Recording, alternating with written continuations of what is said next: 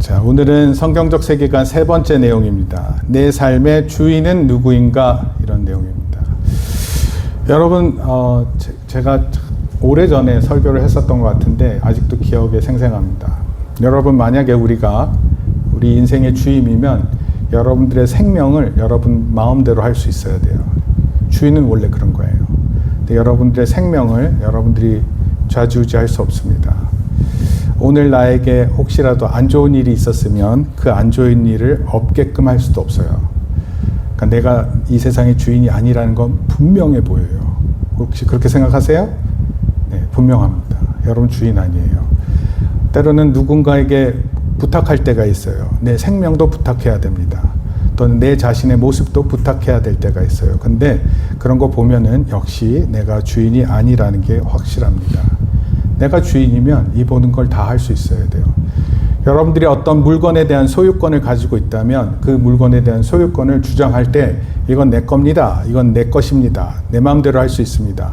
내가 이것을 사용할 수도 있고 내가 없앨 수도 있고 내가 이것을 소유할 수도 있습니다. 이렇게 말할 수 있어요. 그런데 우리의 생명, 우리의 것이 아님이 분명합니다. 이런 거 생각하시면서 한번 성경 말씀 보겠습니다. 성경 말씀은 먼저 시편 24편 1절 그리고 골로새서 1장 15절에서 17절 두 군데 말씀인데 먼저 시편 24편 1절을 읽습니다. 시작. 땅과 거기에 충만한 것과 세계와 그 가운데 사는 자들은 다 여호와의 것이로다. 시편 24편 1절은 하나님의 모든 지으신 세계가 하나님의 것이다 이렇게 주인됨을 말씀합니다. 골로새서 1장 15절에서 17절 말씀도 봅니다. 시작. 그는 보이지 아니하는 하나님의 형상이시요 피조물보다 먼저 나신 이시니 만물이 그에게서 창조되되 하늘과 땅에서 보이는 것들과 보이지 않는 것들과 혹은 왕권들이나 주권들이나 통치자들이나 권세들이나 만물이 다 그로 말미암고 그를 위하여 창조되었고 또한 그가 만물보다 먼저 계시고 만물이 그 안에 함께 섰느니라. 아멘. 골로새서 말씀도 다른 게 아니에요. 참 많이 반복되는 말이 있는데 만물이에요. 만물. 시골 같은 데 가면은 만물상회라고 있어요. 진짜 거기 가면 온갖 것들이 다 있습니다. 그리고 필요한 모든 것들을 살 수 있어요. 그런데 마치 이 골로새서 말씀은요, 온 세상에 있는 모든 만물들, 눈에 보이는 것들 또는 눈에 보이지 않는 모든 것들이 하나님께 속했다 이렇게 표현하고 있습니다. 그래서 우리 하나님을 가리켜서 만물의 주인이시다. 만물이 만물보다 먼저 계셨고 만물이 그 안에 함께 섰다 이렇게 표현합니다. 서론적으로 먼저 한번 살펴볼게요. 우리는 신앙생활을 하면서 예수님은 나의 주님입니다 이런 고백을 해요. 예수 그리스도는 나의 주, 나의 주님이십니다. 그래서 주라는 표현은 영어로 Lord라는 표현이고 Lord는 주님 또는 주인 이런 뜻을 의미합니다. 우리가 예배 시간에 찬양하고 또 기도하고 말씀을 듣고 이런 모든 시간은요 사실상 하나님을 주로 인정하는 시간입니다. 그런데 중요한 질문이 있어요. 그건 다른 게 아니에요. 예배할 때는 그런 것 같아요. 근데 우리의 나머지의 삶도 다 하나님을 나의 주로 인정하는가라는 거예요. 많은 사람들은요, 신앙생활은 하나님께서 주인이라고 고백하는 것이지만 그러나 내 삶 속에서는 내가 가진 재물 가운데에서는 내가 가진 소유권이 있는 가운데서는 내가 하는 공부 안에서 내가 하는 일 안에서는 내가 주인이라 착각하는 것 같습니다. 그래서 성경이 오늘 선포하는 거예요. 한번 시편 24편 1절을 다시 한번 읽습니다. 시작. 땅과 거기에 충만한 것과 세계와 그 가운데 사는 자들은 다 여호와의 것이로다. 옆 사람하고 한번 인사하세요. 당신은 여호와의 것입니다. 네. 빨리 앞뒤 보면서 하세요. 당신은 여호와의 것입니다. 네. 네. 이거 기억해야 돼요. 온 세상을 보면서 당신은 여호와의 것입니다. 이 말씀은요, 하나님이 교회 안에서만 주님이라는 것을 강조하는 게 아니에요. 하나님께 속해 있는 우리 모든 성도들의 가정의 주님이 되시고, 우리 모든 학교의 주님이 되시고, 우리 모든 직장의 주님이 되시고, 사회와 문화, 온 세상의 주님이 되신다, 이런 뜻이에요. 따라서 오늘 우리는 이런 질문 앞에 서야 돼요. 내 삶의 진정한 주인은 누구인가? 여러분이에요? 아니에요. 아까 얘기했잖아요. 여러분들은 여러분들의 삶을 좌지우지할 수 없어요. 그런 능력 없어요. 하나님이 정한 때 여러분들은 태어나게 되었고, 하나님이 정한 때 여러분들 죽게 됩니다. 여러분들 주인 아니에요. 하나님의 손에 달려있다라는 것을 분명히 얘기하고 있습니다. 따라서 오늘 저는 여러분들과 함께 꼭 살피고 싶은 게 있어요. 교회 안에서만 하나님이 주인이 아니라 우리의 삶 구석구석에서, 우리 삶 전체에서 하나님을 나의 주로 인정하는 것이 무엇인지 살펴보려고 합니다. 첫 번째, 한번 따라 읽습니다. 시작. 하나님은 온 세상의 주인이십니다. 여러분, 하나님은 온 세상의 주인이세요. 하나님이 주인이 아닌 것이 없어요. 사람들 안에 특허권이라는 게 있어요. 특허권 알아요? 누가 그것을 먼저 생각하고 그거 먼저 만들잖아요. 그럼 그 사람한테 모든 권한이 가 있습니다. 그 발명 특허권이라 해서 그것이 주어지고, 그 사람에게 그것이 주어지면 그게 주인이 되는 거예요. 그런데 하나님 앞에서 모든 것들은 사실상 하나님이 특허권을 갖고 계시는 거예요. 하나님은요, 아무것도 없는 가운데서도 만드시지만 때로는 사람을 만들 때는 흙으로 친히 만들었어요. 재료가 없는 가운데도 하나님 만드시는데, 사람을 만드실 때는 친히 재료를 가지고 만드셨어요. 그런데 우리도 지금 많은 것들을 만들 수 있잖아요. 그럼 뭘로 만들 수 있어요? 재료를 가지고 만들잖아요. 근데 그 재료는 누가 만드신 거예요? 누가 만들었습니까? 하나님이에요. 따라서 하나님에게 모든 특허권이 소유되어 있어요. 재료도 하나님 권한 안에 있습니다. 만약에 그 재료를 쓰지 못하면 우리는 그 권한이 없는 거예요. 사실상 우리는 처음부터 내 것이 없었어요. 우리의 생명도 하나님께서 주신 것입니다. 우리의 시간은 어때요? 여러분들에게 주어진 시간, 여러분들의 마음대로 사용하는 것처럼 보이죠? 그런데 그 시간 하나님 정해 놓으셨습니다. 따라서 여러분 마음대로 할 수 있는 게 아니에요. 그래서 여러분들한테 꼭 부탁하고 싶어요. 공부할 때 공부해야 돼요. 일할 때 최선을 다해야 됩니다.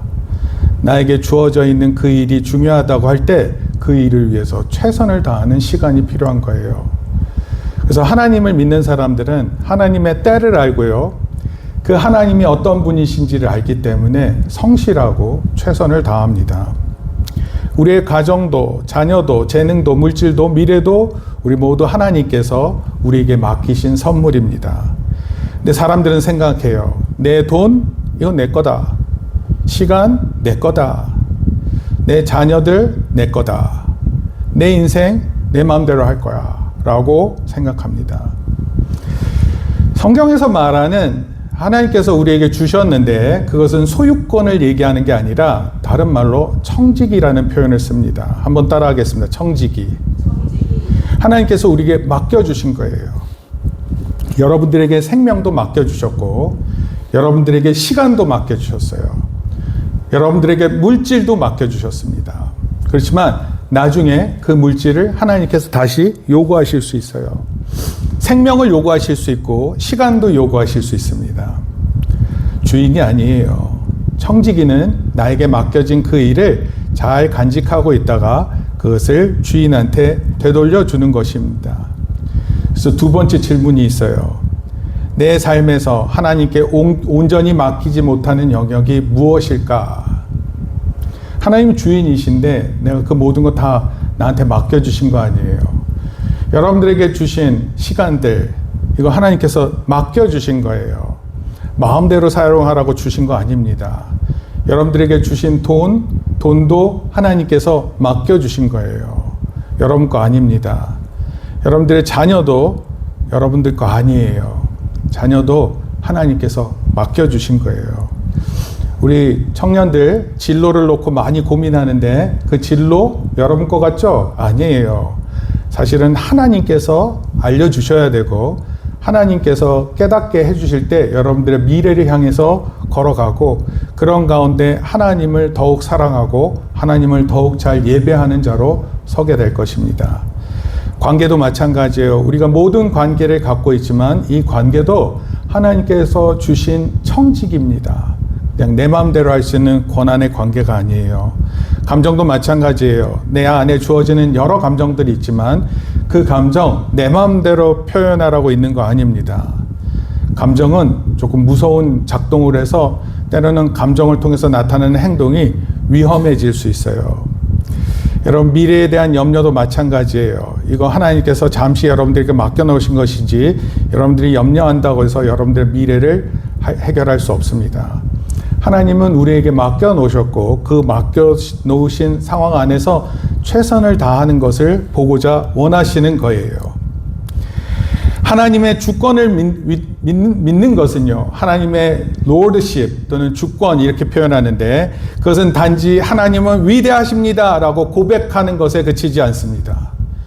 내 삶의 전체 영역을 다 인정하는 거예요.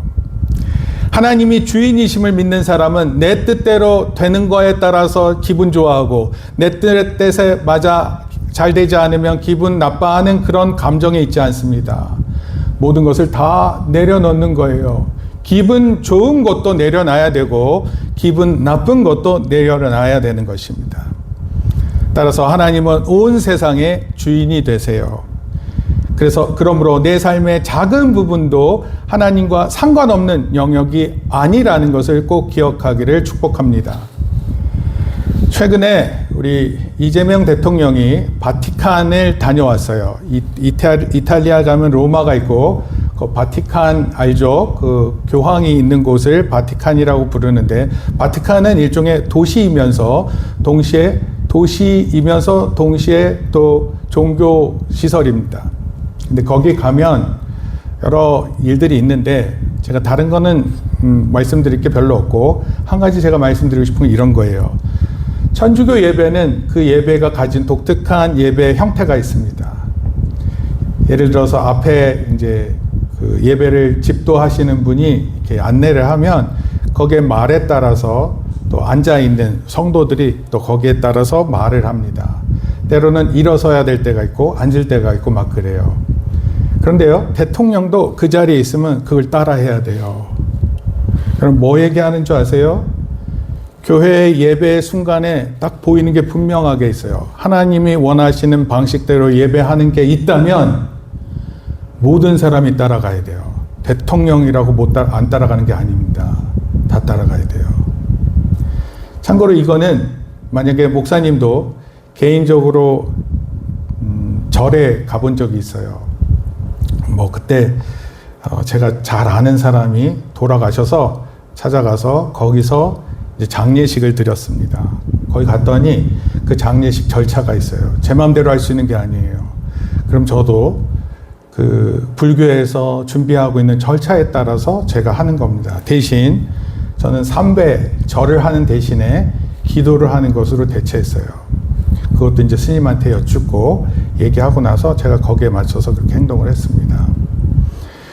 여러분, 예배라는 것은 굉장히 성스럽고 그 시간만큼은 하나님 앞에서 서야 되는 위치이기 때문에 그 절차를 마음대로 한다? 마음대로 대한다? 그럴 수 없어요. 여러분, 그런데 예배에만 하나님이 주가 아니라는 거예요. 성경은. 온 세상에 모든 곳에 하나님의 주권이 살아있다.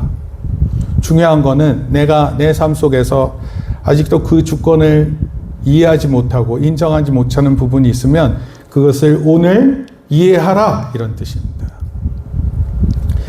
그것이 돈일 수 있고 나의 직업일 수 있고 나의 미래일 수 있고 나의 자녀일 수 있고 나의 학업일 수 있고 나의 직업일 수 있어요. 이런 모든 것들을 그 모든 곳에서 하나님의 주권이 드러나는 거예요.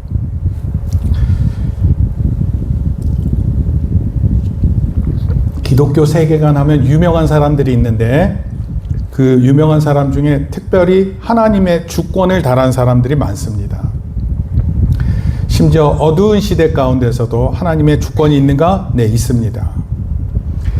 훌륭한 지도자 밑에 있을 때도 하나님 주권 있습니다. 그런데 어두운 시대에도 하나님 주권이 있습니다. 심지어 구약 성경에 보면 포로로 잡혀갈 때도 하나님의 주권이 있습니다. 하나님의 말씀이 있고요. 하나님의 응답이 있었어요. 그러니까 기억하세요. 어느 때에든 어느 곳에서든 하나님의 주권이 있어야 됨을 기억하고 오늘 나의 하나님의 주권이 인정되지 않는 곳을 살피시고 기도하는 저와 여러분 되기를 축복합니다. 두 번째 한번 살펴봅니다. 예수 그리스도는 시작. 예수 그리스도는 모든 만물의 중심이십니다. 골로새서 1장 15절에서 17절은 예수님이 어떤 분인지에 대해서 설명합니다. 예수님은 보이지 아니하시는 하나님의 형상이다. 무슨 뜻이에요? 하나님은 보이지 않으시는데 하나님을 드러낸 분이 바로 예수 그리스도다. 이런 뜻이에요. 근데 그 예수 그리스도는 모든 피조물보다 먼저 계셨다. 참 이게 신기한 거예요. 우리는 일찍 태어나면 일찍 태어난 사람을 뭐라고 부르는지 아세요? 일찍 태어난 사람? 원래 그게 선생님이에요. 선생님. 먼저 선자에 나을 생자에서 선생님이 일찍 태어난 사람이에요. 근데 우리는 먼저 태어난 사람을 가리켜서 선배라고도 부르기도 하고 또는 형님이라고도 부르기도 하고 언니, 누나 이렇게도 부를 수 있어요. 존칭이 다 있습니다. 또는 먼저 난 사람이 부모인 경우에는 부모님이라는 또 호칭을 가지고 하게 돼 있어요. 그런데 이 모든 호칭 있잖아요. 이 모든 호칭에 앞서신 분이 예수 그리스도예요. 모든 만물의 모든 피조물보다 가장 먼저 계신 분이시다. 이런 뜻입니다. 예수님은 마치 나중에 태어나신 것처럼 역사는 보고 있지만 사실은 우리 예수님은 이 세상 만물이 있기 전에 먼저 계셨고 그리고 이 땅에 오신 것만 나중에 태어나셨어요. 여러분 그래서 중요한 게 있어요. 예수님 말씀을 들어야 되는 이유는요. 예수님이 온 세상에 가장 먼저 계셨기 때문에 그렇습니다. 그리고 사실은 그 먼저 계셨다라는 뜻은 뭘 증명하기 위해서냐면 그 먼저 계심으로 인해서 온 세상이 있게 되었다 이런 뜻이에요. 따라서 하나님께서 또 우리 예수님께서 또 성령님께서 창세기 1장 1절에 나타나면 거기 하나님 새 하나님께서 다 등장하시잖아요. 그러면 온 세상을 창조하실 때 관여하십니다. 하나님의 말씀이 임했을 때 창조가 실현됐어요. 그 능력 예수 그리스도를 통해서 나타났고 그 예수 그리스도 안에 우리가 다 지은 바 되었다라고 고백하고 있습니다. 이 말씀은 매우 중요합니다. 무슨 뜻이냐면 이 세상은 마음대로 어쩌다가 우연히 만들어진 존재가 절대로 아니에요.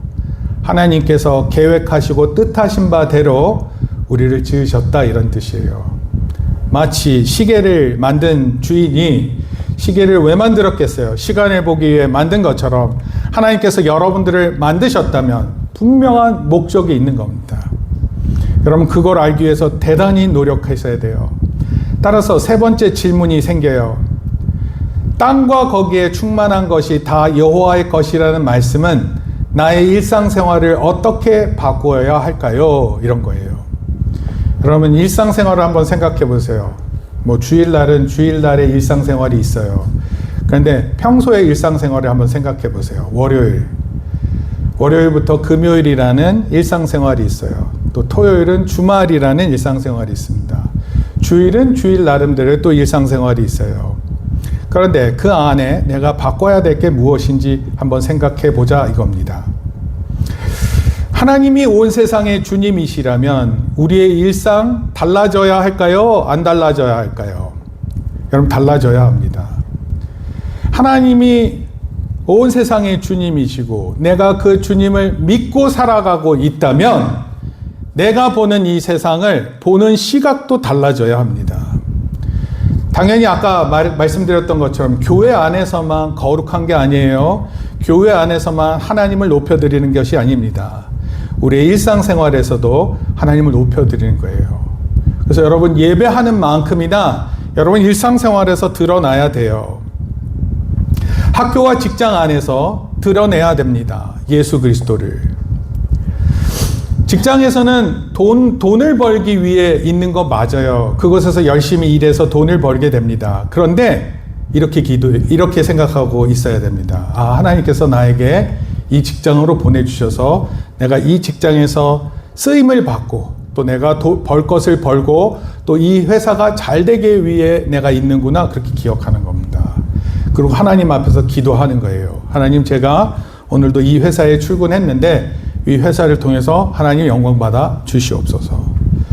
학교를 가면 어떻게 할까요? 학교 가기 싫은데 오늘 겨우 학교 왔네. 힘들어 죽겠네. 짜증나는데 뭐 공부를 왜 해야 돼? 이러고 있는 게 아니라 학교에 간 순간 하나님이 온 세상의 주인이라는 것을 분명히 아는 사람은, 하나님, 제가 오늘 학교에 왔습니다. 학교에서 배워야 할 것 열심히 배우게 해주세요. 저의 필요에 따라 배우는 것뿐만 아니라 저의 실력이 돼서 많은 사람들에게 유익을 줄 수 있는 그런 사람이 되게 해주세요. 그렇게 기도해야 돼요.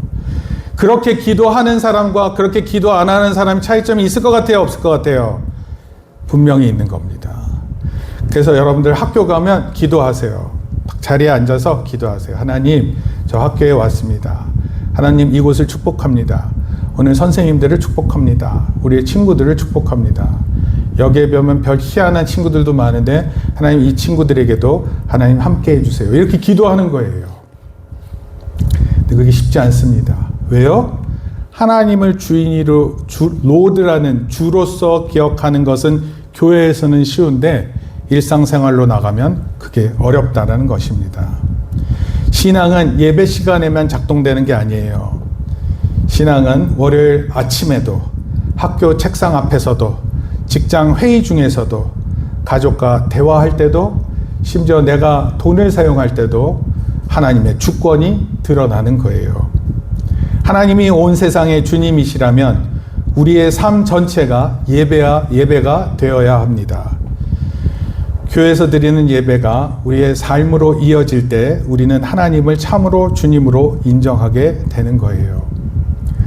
그래서 될 수 있으면 어느 곳에서든 하나님의 말씀을 가지고 하나님의 나의 주인이 되신다는 것을 범사에 인정하는 가운데 그렇게 기도하고 말씀으로 나 자신을 돌보는 가운데 살아가는 저와 여러분 되기를 축복합니다. 아멘. 세 번째 한번 읽겠습니다. 시작. 하나님이 주인이시면 욕심과 두려움을 내려놓아야 합니다. 여기 욕심 없는 사람 있어요? 아닙니다. 여기 다 욕심이 있습니다. 욕심을 드러내지 않았을 뿐이지 자기 안에 욕망, 그 다음에 정욕, 욕심 이런 것들이 들끓고 있습니다. 뿐만 아니라 우리 안에 두려움도 많아요. 목사님도 두려움이 있어요. 그런데 예전에 비해서 어렸을 때와 같은 두려움은 없습니다. 막연한 두려움 이런 건 없어요. 그런데 두려움이 있어요. 걱정이 있습니다. 그런데 하나님이 우리의 주인이 되신다라는 것을 분명히 기억한다면 우리에게 있는 욕심과 두려움을 내려놔야 됩니다. 어떻게 보면 이걸 내려놓지 못한다는 것은 무슨 뜻이냐면 아직까지 하나님을 주님으로 인정하지 못하는 것과 같다, 그런 뜻입니다. 따라서 욕심, 두려움이 있다면 이 시간 하나님 앞에서 다 내려놔야 합니다. 욕심은 이렇게 얘기해요. 너가 가지고 있는 것보다 더 가져야 돼. 너 이거 눈에 보기 좋지? 그럼 이거 사. 이거 네 거야. 어제 제가 재밌는 지문을 하나 봤는데 크레딧 카드 알죠? 크레딧 카드? 크레딧 카드하고 현찰을 쓸 때 차이점이 있다고 합니다. 실제로 연구를 했어요. 대학교에서 연구를 했는데 미국의 유명한 NBA 결승전 티켓을 판매를 하는데 하나는 현찰로 사는 거고 하나는 크레딧 카드로 사는 거였어요. 어느 게 돈이 더 많이 나왔게요? 경매할 때 현찰로 사는 게 경매가 높았을까요? 아니면 크레딧 카드로 했었을 때 경매가 높았을까요? 100% 크레딧 카드였어요. 그 이유는 다른 거 아닙니다. 사람이 돈을 쓸 때 현찰은 아까운 느낌이 있는데 크레딧 카드는 아까운 마음이 없다고 합니다. 그래서 여러분 혹시 크레딧 카드 쓰시는 분 있으면 아껴 쓰세요. 아껴 쓰는 게 최고로 중요하다 이렇게 말씀드리고 싶어요. 어차피 써야 되는 거면 하나님께 기도하면서 쓰세요. 두려움도 이렇게 얘기해요. 하나님께 맡기면 어떻게 될지 모르겠다. 하나님 도대체 맡기면 하나님께서는 아무 얘기도 안 해주시는 것 같아. 차라리 내가 통제하는 게 나을 것 같아. 그래서 두려움을 내가 통제합니다. 근데 통제가 됩니까? 아닙니다. 두려움 가운데 있는 사람들의 특징 중에 하나는 두려움이 두려움을 낳아요. 두려움은 두려움을 낳는다. 그래서 계속 두렵습니다. 네 번째 질문은 이런 거예요. 하나님이 내 삶의 주인이시라면 내가 내려놓아야 할 욕심 그리고 두려움이 뭔지를 살펴봐야 합니다. 하나님을 주님으로 믿는다는 것은 내 마음대로 살거나 혹시 내가 아무렇게나 살거나 혹시 내 삶을 포기하는 것을 의미하지 않습니다. 내 삶을 가장 선하신 하나님께 맡기는 거예요. 여러분 아까 제가 스튜어드라는 청지기 표현했잖아요. 여러분 맡기는 겁니다. 하나님께 내 마음을 맡기고 내 모든 두려움을 맡기고 내 걱정을 맡기고 심지어 내 욕심도 맡기는 거예요. 하나님은 온 세상을 지으신 분이실 뿐만 아니라 지금도 그 온 세상을 계속 유지하게 붙들고 계십니다. 아니 이 세상을 붙드실 뿐만 아니라 우리의 삶도 붙드셔요. 여러분 그거 잘 아세요? 참새 알죠? 참새는 얼마를 못 먹으면 새가 죽을까요? 제가 들어보니까 하루를 못 먹잖아요. 그럼 생명이 위태롭습니다. 물론 죽어있는 참새를 발견할 수 있어요. 못 먹어서. 그런데 여러분 그런 참새 발견하기 쉽지 않습니다. 무슨 뜻인지 아세요? 하나님이 하루를 굶으면 못 사는 그 참새들 다 살리고 계세요. 온 세상을 살게 하십니다. 여러분 우리가 물고기를 집에다 잡아 놓으면 우리가 더 잘 키울 것 같아요? 아니면 원래 살던 곳에 놔두면 더 잘 클 것 같아요? 원래 살던 곳에 놔두니 훨씬 잘 큽니다. 근데 우리가 왜 갖고 오나요? 우리 욕심 때문에. 그래서 어떻게 해요? 우리 욕심 때문에 우리와 같이 살다가 우리와 함께 숨진다 그러면 웃기지만 하여튼 이렇게 운명을 달리할 때가 있습니다. 소유도요, 우리 안에 집착하면 우리 안에 주어지는 것보다 생각보다 잃는 것이 더 많습니다. 우리가 모든 것을 통제할 수 있을 것 같지만 사실은 그렇지 않아요. 그래서 사실은 이러한 우리의 모든 욕심도 또 우리의 모든 불안도 하나님께 맡겨야 됩니다. 그것이 지혜로운 사람이에요. 믿음은요, 내가 주인 노릇하는 자리에서 내려오는 것입니다. 오히려 믿음은 하나님께 전적으로 모든 것을 맡기겠다라는 그 마음이에요. 내 욕심보다 하나님의 뜻을 더 신뢰하겠다는 뜻입니다. 내 두려움보다 하나님의 통치를 더 믿겠다 이런 뜻이에요.